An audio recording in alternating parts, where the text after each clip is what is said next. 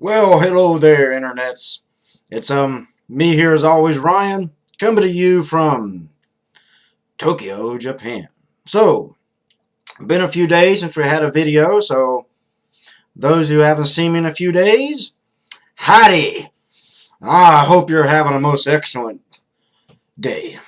Um, Still a little early here in Tokyo, Japan.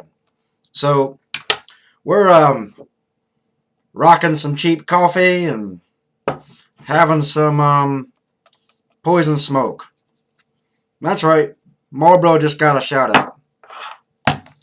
You crooked bastards. Anyways, some interesting things are happening in America right now. We haven't talked about America in a while because so many things happen in Japan all the time. I'm right here in Japan. So you imagine a lot of the videos are going to be, a Japanese topic. But, I am an American citizen and I have a passion for my nation. So, from time to time, it is worth doing videos on America, especially this one. As we in America are having a spontaneous uprising of potentially epic proportions recently. If you have not heard, Wall Street is occupied. That's right. A new movement spurred up recently. It's been going on over a week now, around 2 weeks, got at this point, called Occupy Wall Street. Now, here's what basically happened. It's totally spontaneous. No one saw this one coming. It's something out of Egypt almost. A bunch of people got on Facebook, got on Twitter, said, hey, man, they started exchanging, started talking. Eventually, they said, hey, man, why don't we just go up to Wall Street and say, we're not leaving until you do what we want. We've had enough of you. Our politicians, we know, are not in control. So we followed the money, and look who we found. Your ass. So now we're here. And we want this changed, and we ain't leaving until you do it. So in normal fashion, police come out, they start beating people, start cracking heads as they usually do, and these people didn't leave. Normally at a protest, something like a big one that gets a lot of attention. One of the bigger protests happens every year.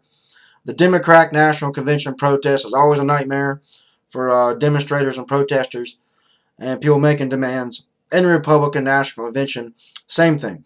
Police come out, start cracking heads, and everybody scatters. But this time, no, that didn't happen. They stayed. These people said, beat us, torture us, arrest us. We ain't going nowhere, man. We're here. Here's what we want. And we mean it. And we ain't leaving Wall Street until you give it to us. I mean, that's amazing. Absolutely amazing. And people are saying it's going to fade away eventually and it's going to go away. Well, news for you, it's spreading to Chicago. LA's been having demonstrations. And even in D.C., they're going to try to occupy D.C. Most of that's happening right there in front of the White House, where the park area is at. Yeah, it's a central meeting place for a lot of protests up there. But they're taking the central meeting area there where people usually like read the Constitution or they, hang out or they meet up to organize things. They're taking over that area. If you've been up there for protesting or any other reason, the park I'm talking about. It's right there in front of the White House. That's where they're reportedly at in D.C. L.A., various areas. Chicago, surprisingly, at the Fed Reserve a little bit, which is another thing altogether. But I'm glad that's getting involved in this. And in New York, of course, they've took over Wall Street. So this is absolutely, kind of, like I said, I'm just mind-boggled by this. I really didn't expect Americans to do this yet. I thought this was at least 4 more years off. 4 or 5 years more off. I thought it would take either another term of Obama or a new president who's not Ron Paul. That's right. Vote for Ron Paul. He's the man. Anyways, and one of those jokers get in there, a guy like Rick Perry. Oh, Lord. Please don't let that happen. But, Sarah Palin, Buckham, Buchanan, whatever you call her. One of those cats. Now, that would bring it over the edge. Americans would literally lose it, and they'd have revolution. So this is happening a bit early, and it's coming from the youth, which is expected. Having a smoke, hope you don't mind. But it's coming from the youth. I'm a little more surprised by that. So the only thing that worries me about this, and this is the big point here, we're going to start getting into really quick, is the Wall Street gang had some trouble there at one point. They still are, but the numbers starting to get lean. The police are cracking down really hard every day. They're losing a little bit of morale. When the underground got wind of this, it made it back to the unions, and the unions decided they were going to be the cavalry. They're going to come in, the labor unions, not the trade union, the labor unions came in there and said, "Oh, we're going to protest and stand by with you." That worries me right there. The union getting involved, because the thing about modern American unions, they're not what you think they are. They're basically political machines that crank out votes for selected politicians. And they go around to rallies for certain political agendas. We saw that during the healthcare debate, where unions would go around beating up people who would protest or demonstrate outside all those town hall meetings. Yeah, that one slipped under the radar for most of y'all. Look that one up, by the way. It happened. Unions do things like that. They strong arm people politically. They're just a political machine to push certain agendas. That's why all these politicians trying to get the rubber stamp of approval from unions during election time. Anyways, they get involved. Now, what they're going to bring to that Occupy movement is political agendas. There's a political agenda they're definitely going to bring to it. They're going to bring some slap-ass, stupid-ass politician along with them. They're going to want control. They're going to want to co-op it to take it away from what the movement's trying to do and make it what the unions want. Which, of course, what the unions want is whoever politician they're giving money to at the time. So that's the big thing that worries me. If we get co-opted, because if the unions come in there, the issue like this, unions got no business. If how they do things, now a union operates, they got no business in this. Because what they really are is not what they say they are. And you can compare this to go back to when the Tea Party was uprising.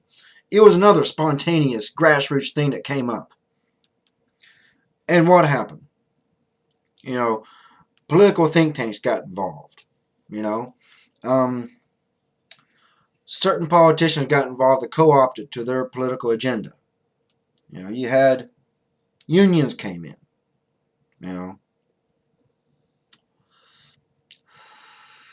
And made a joke of it. Now you got all these crazy, stupid-ass rednecks who are following their political leaders, whether it be some union or a politician. They're going in there and raise a bunch of hell about whatever issue they're told to raise hell about. And they bring all this craziness with them. It's just, the Tea Party discredited. And that's why. They got co-opted, man. The establishment got them. The establishment got them good. And now they're just another wing of the political government machine that controls this country. But Occupy hasn't got there yet. The unions getting involved. If I was an organizer or a leader of this type of movement, or just a person of contact, the last thing I'd be all gung-ho for is any establishment group coming in wanting to help. Unions try to make themselves to be anti-establishment, but they're not. They're totally establishment, and they were totally turn that movement to a joke if they let them in too much. Now, they want to show up in a protest too, side by side, coordinate their efforts a little bit. That's just good protesting. They want to get in there and try to tell these people how to protest and tell them what to think and try to set the agenda. That's when you're going to have problems. That's when this movement will fail horribly. Just like the Tea Party failed horribly because they let the establishment get in there. Don't try to take over the establishment because they will take over you. They're much better at it. They've a lot of experience. That's my biggest worry. So what these people need to do is seriously avoid any type of political think tank. Almost all politicians. Avoid them all. Don't let them get in there. Because, you're the blame too, by the way. You're not innocent because you're elected. You let this happen. Don't let them in there. Be very wary of these unions. Watch them closely. Watch each other closely. Don't let any provocateurs get in there and make trouble for you. Be smart about this. Learn from the Tea Party's mistakes. The Tea Party went buck wild, got everybody's attention, and what happened? The establishment said, okay, now we notice you.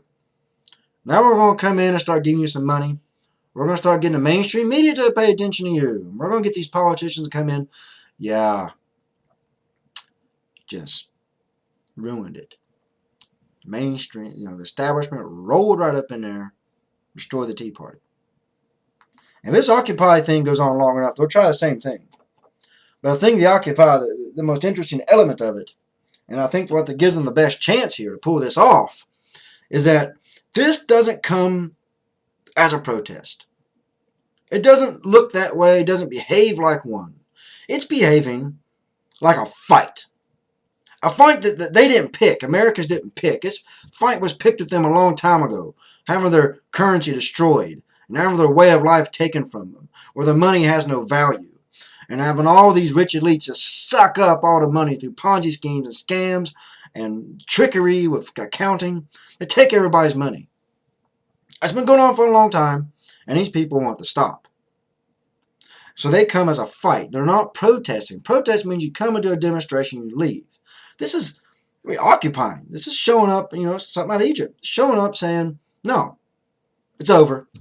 Nah. You're done. You're finished. We're finished with you. You got to go. And we ain't leaving until you leave. And when you leave, we're still here in America because we're citizens.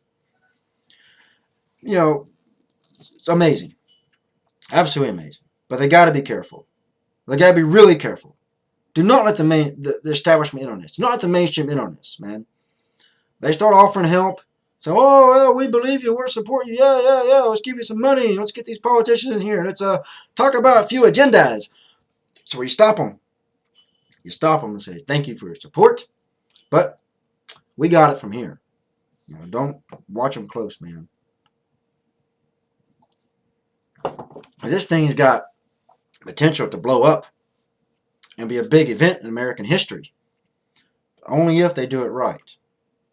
If they get co-opted, it's going to fail. If they hold strong and say, no, you're not one of us. You're part of the problem, so don't come over here. The best thing they need to do is keep all these scumbags, these political jackasses out of it. Don't let them in.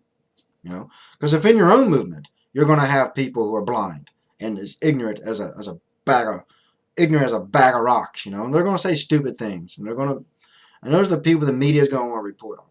Always people out there protesting in D.C., yet at the same time talking about how much they love Obama. Yeah, so that's what they're dealing with. Anyways, America's being occupied one city at a time, and you should support them. If you can get out there, go to one of these places and occupy with them. Obviously I can't because I'm here in Tokyo. But you're in America, go up there. I know your job, your family. If you don't go up there and fight, there's going to be no job, and your family's going to be starving. So, if your excuse is, well, I got to work, or I got to go to school. Well, those college student loans you took out? They're going to be impossible to pay back unless you go up there. So make a few sacrifices in your life.